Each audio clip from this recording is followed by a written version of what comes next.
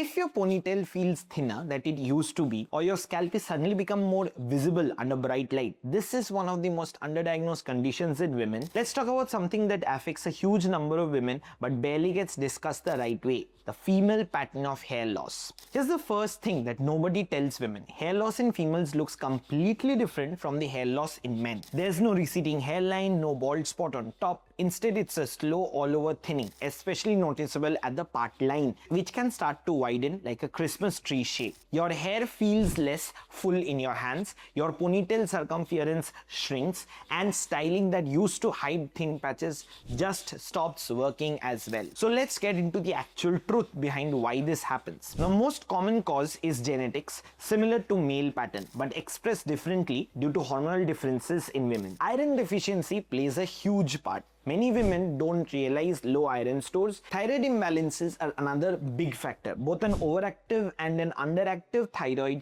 can trigger noticeable hair loss. There's also PCOS, all of which can cause hair thinning that looks similar on the surface, but needs a completely different treatment approach underneath. Using the wrong approach doesn't just waste time, it can delay catching something like a thyroid issue that needs proper medical intervention. So what's the practical path forward?